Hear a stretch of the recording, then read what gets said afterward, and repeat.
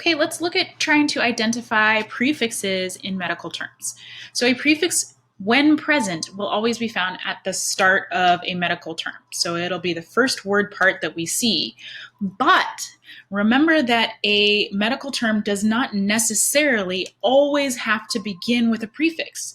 Think of a common example. You have the word test. Test is not always found with its prefix, right? You could have a pre-test that you take before the real exam, or a post-test that you take after the initial exam. In both cases, I could leave the prefix on, or I could just omit it and just use the main word. So a medical term could start with a prefix, or it may start with a root. So how do we determine the difference between those two scenarios? If you actually memorize and learn a few prefixes, that helps make all of the difference. And some prefixes, like pre and post, you might know from other words. However, there is a long list and a learning curve. So let's see if we can look at some other things that might help us out.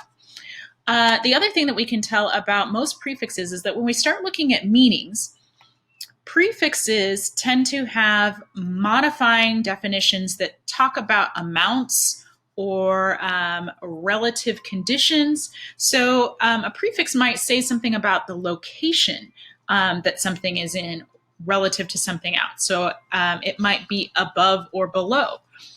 Sub would mean like below or lower. Hypo is a prefix that we see here that means below. Intra is a suffix that would talk about being within, so inside of. So we can see that these are kind of modifiers that tell you about a general location inside of something bigger. So I know that it's within, but within what? So intramuscular would mean it's within the muscle. Hypo is telling me it's below, but I don't know what you're talking about being below. So hypodermic would tell me that I'm talking about something that is below the skin. And again, subatomic would be talking about something that is lower or smaller than an atom. So again, it's modifying that main root. So look to the definitions sometimes to help you to figure out whether or not that's a prefix.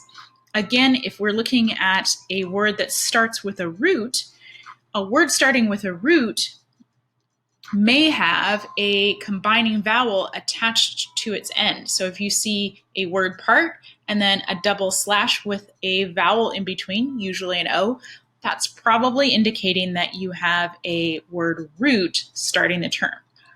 But every once in a while, we can't use that vowel as a clue. So let's look at the word appendectomy here. Appendectomy is a word root followed by a suffix. Now, how would I have figured that out if I didn't know the meaning of append, which means your appendix, and ectomy, which means to remove surgically? Well, I could deduce this by looking at the fact that ectomy is the end of my word. So that's a suffix. And it's very rare to have a prefix and a suffix and no root. The other thing that I can look at is that append or appendo is a body part. And since it's a body part, it makes sense that that would be a root. And I can verify that logic by looking at the fact that if it is in fact a root and it had a combining vowel, I would not be able to use it in this case because my suffix, which clearly is the word part at the end of the word, is already starting with a vowel, an E. I wouldn't want to add another vowel between append and ectomy, or I'd have to manage saying appendoectomy, which is more difficult. So we always drop the combining vowel before we add the suffix.